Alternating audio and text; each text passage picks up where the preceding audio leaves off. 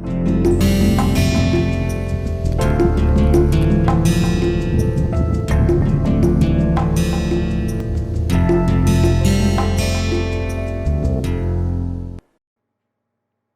friends, welcome to the course Essential of Data Science with R Software 1, in which we are trying to understand the basic concepts of probability theory and statistical inference. So from this lecture we are going to start a new topic on the confidence interval estimation.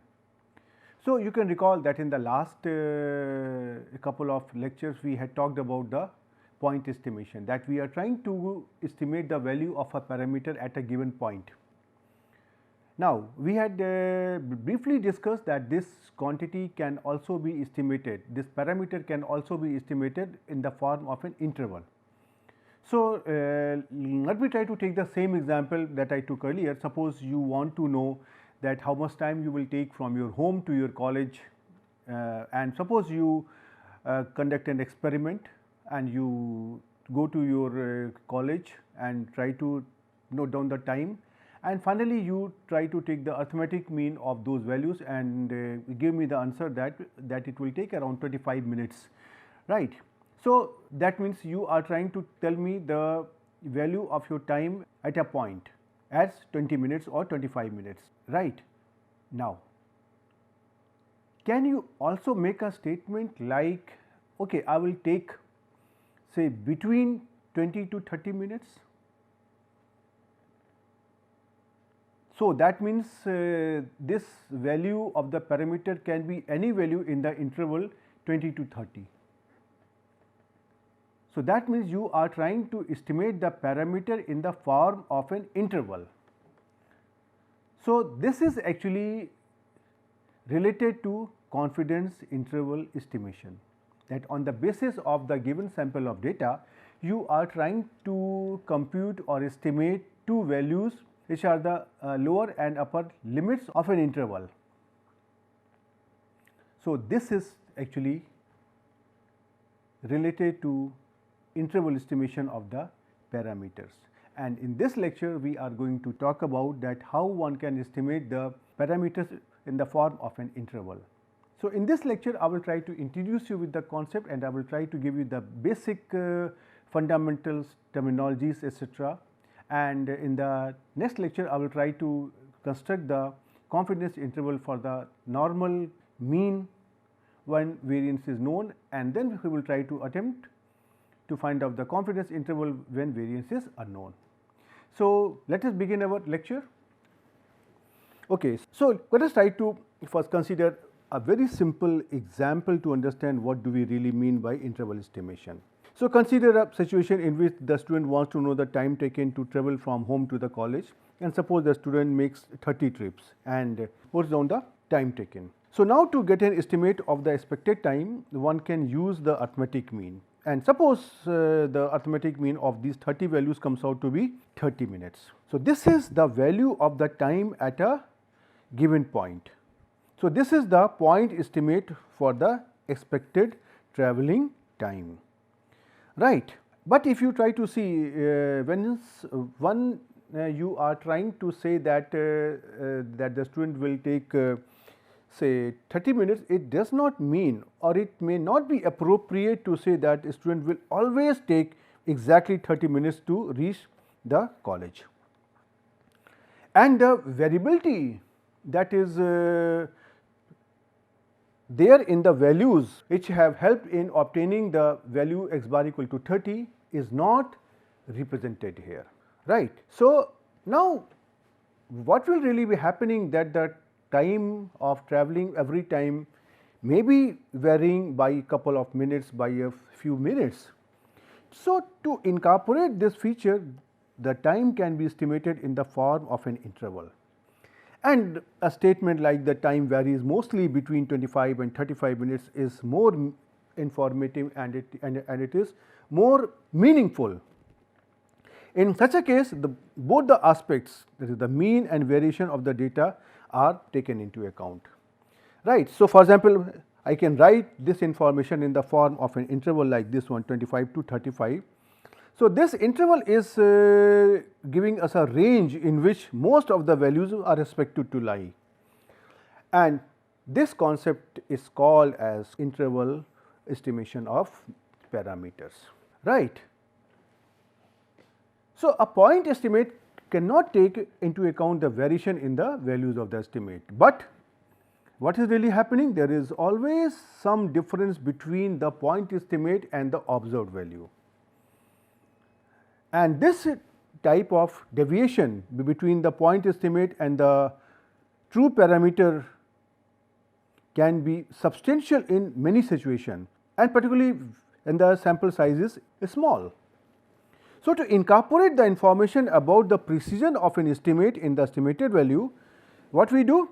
We can construct a confidence interval for which we have a certain degree of confidence that the parameter, for example, say here mu lies inside this interval. So, this is how we try to proceed. So, an interval estimate for a population parameter is called as confidence interval. And what about this interval? The length of the interval reflects the uncertainty about mu. That means, whether you are trying to say the interval is 20 to 25 minutes or 20 to 35 minutes.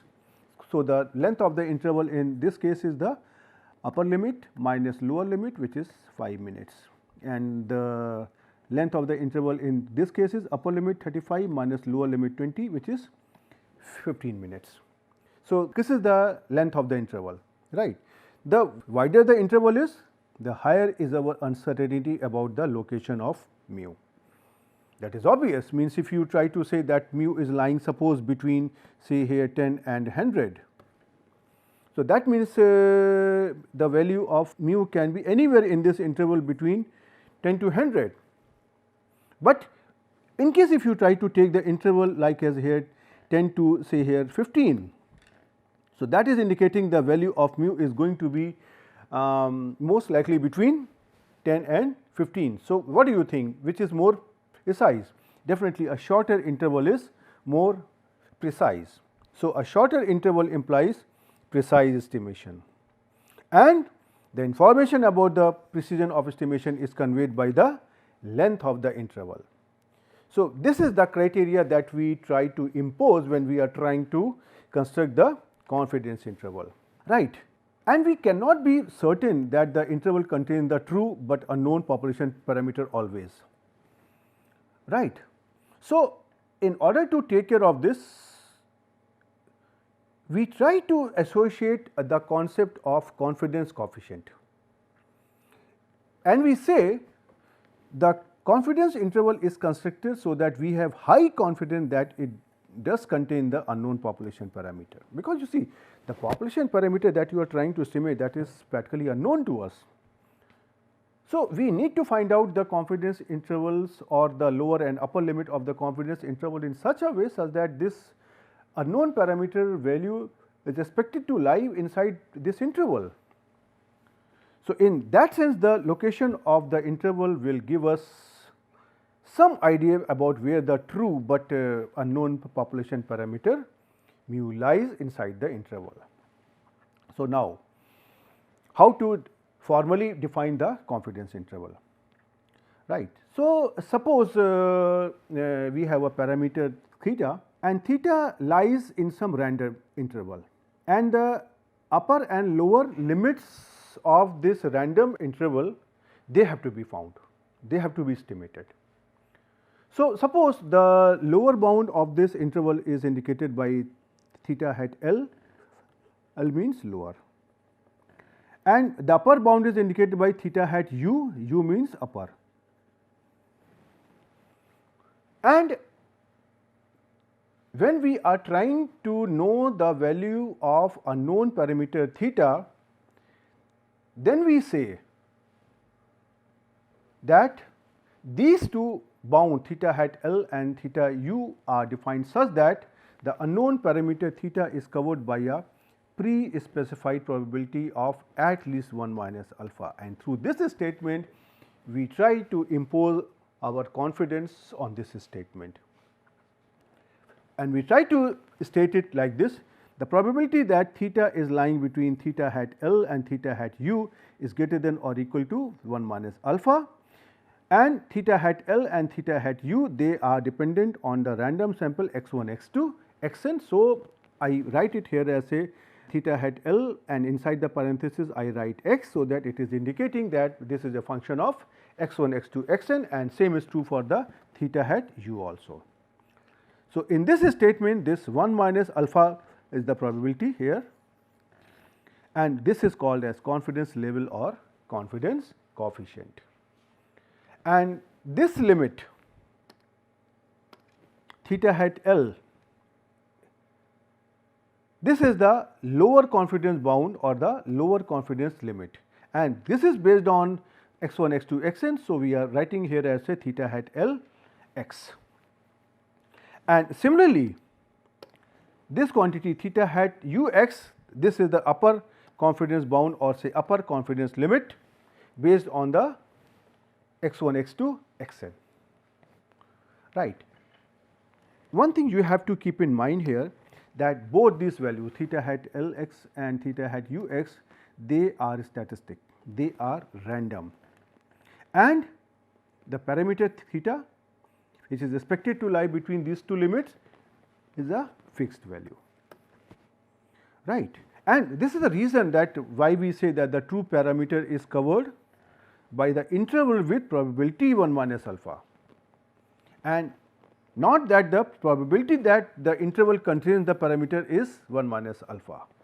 This is very important to understand, right, because many times people make this type of mistake in giving a proper interpretation to the confidence interval, right. And when you are trying to compute this interval in some software package, sometimes you will see that they are using a term like error bar when they are referring to the confidence interval, right. Anyway, we are going to find it on the basis of the software only. Now, there comes once you can find out the value of theta hat L and theta hat U, which are the lower and upper limits of the parameter theta, we also need to judge whether these values are good or bad, right. So, there are different methods to judge the interval estimation, that whether the values of theta hat L and theta U are good or not. So, one criteria is that the length of the confidence interval should be as small as possible, as short as possible, and we try to compute the expected length, and this expected length is expected to be as small as possible, right, because the length of the confidence interval, that is the common language, but the length of the confidence interval depends on two random quantities theta hat L and theta hat U. So, that is why we try to base our criteria on its expected value, right. Now, the next question comes that when you are trying to conduct an experiment, then what will be the interpretation of the confidence interval from the frequency point of view? Because if you remember, when we did the probability, we had defined the probability and we also had defined the probability in terms of relative frequency. So, similarly, there is a frequency interpretation of this confidence interval also, and this is as like this.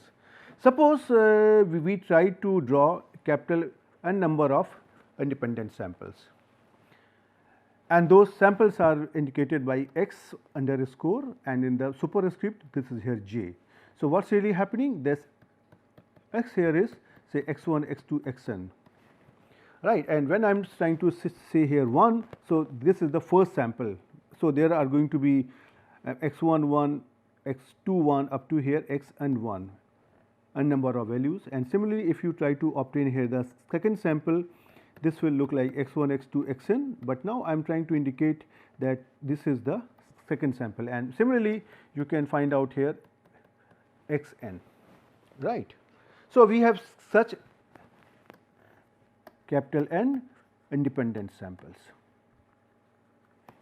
and each of the sample is of size n. You can see here there are n observation, there are here n observations, and they are sampled from the same population. And based on that, we try to construct the confidence interval for each of the sample. So, there is going to be one confidence interval for this sample, and there is going to be another confidence interval for this second sample, and similarly we have the capital nth confidence interval for the capital nth sample. And we try to compute the lower and upper limits of each of the interval, like as theta hat L xj and theta hat u xj. Now, if capital N is large enough, then on an average n into 1 minus alpha of the intervals like this one cover the true parameter theta, right. That probability that theta is lying between theta hat L x and theta hat u x is greater than or equal to 1 minus alpha, right. So, now let me try to take an example and try to explain you this statement. Suppose there is a random variable which is following a normal distribution with mean mu and variance sigma square, and from this population suppose we draw capital N samples, and each of the sample is having a small n number of observations. Right. Now, we compute the lower and upper bounds of the confidence interval for each of the samples. So, we have theta hat L x and theta hat u x for each of the sample. So, we are going to have capital N values of theta hat L x and theta hat u x, and the samples will differ from each other in every draw, and hence the sample mean and the confidence interval for each of the sample will also differ. That is obvious, means if you try to take two different sample, we expect that the sample means are going to be different, and similarly the confidence interval will also be different, right. And most of the theta hat L x and theta hat u x will vary with respect to the mean and the confidence interval width, because you are trying to compute them again and again based on a random sample. So, the width of the confidence interval for each of the sample as well as the sample mean of each of the sample will also be varying. So, what will happen? That most of the confidence interval, but surely not all, will include mu. This is the frequency interpretation of the confidence interval, right. Now, in case if I try to comprehend this discussion, I can say very simply that different samples will yield different point and interval estimates, and most of the times the interval will cover mu, but surely not always. And the coverage probability is specified by the term 1 minus alpha. Alpha is a quantity which is lying between 0 and 1, and the frequency interpretation means that we expect that approximately 1 minus alpha into 100% of the intervals will cover the true parameter mu. So, in case if I try to take here alpha is equal to 0.05, that means 95% of the intervals will cover the value of the true mu.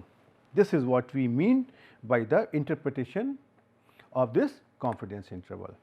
Now, the question is how can you construct the confidence interval. So, first of all I am going to give here a general methodology, and after this I will try to construct the confidence interval for the mean and variance from a normal population, right. So, a general method for finding a confidence interval for an unknown parameter is like this. The first step is that we need to draw a sample, or rather a random sample of a small n observation, and then suppose we can find a statistic g which is a function of x1, x2, xn, and g is defined such that, or G is found such that G depends on both the sample x1, x2, xn and the parameter theta. But the probability distribution of this G does not depend on theta or any other unknown parameter.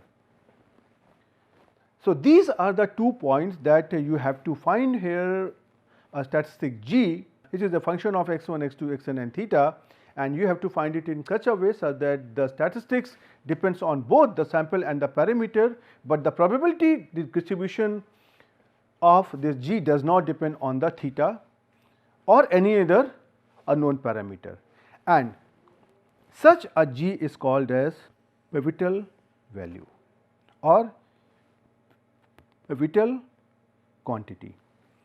Once you can obtain such a pivotal quantity, then you can find out the confidence interval very easily, right. Say for example, suppose x1, x2, xn is a random sample from normal mu sigma square, where the variant sigma square is known as sigma 0 square. Now, you can see here that G x1, x2, xn and theta is actually here mu is like this square root of n x bar minus mu upon sigma 0. So, it is actually x bar minus mu upon standard deviation like this one. So, now you can see here this quantity is known. So, this whole quantity, this is depending on mu, that is theta, but you also know what is the probability distribution of this statistics? This is normal 0 1. So, you can see here that this statistic G is depending on mu, but the distribution of G is normal 0 1, which is not depending on mu or any other unknown parameter. So, now this G is your pivotal quantity, right, and this can be used to obtain the lower and upper limits of the confidence interval for a parameter theta. So, finally, I can say that interval estimation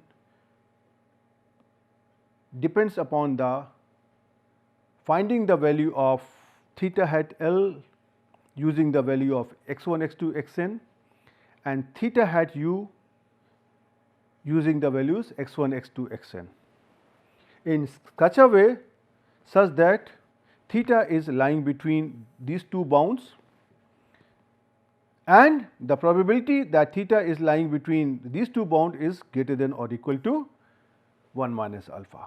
And once you can find out such forms of theta hat L and theta hat U, you have obtained the confidence interval for the parameter theta, right.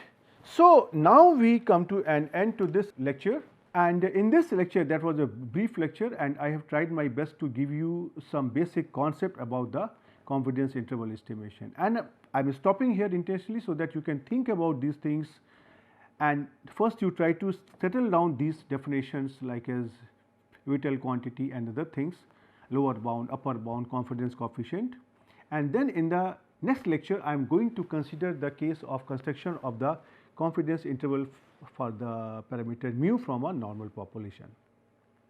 But in case if you try to settle down these things inside your brain, try to clear this concept inside your mind, then possibly finding out confidence interval is very simple and you can understand it very easily.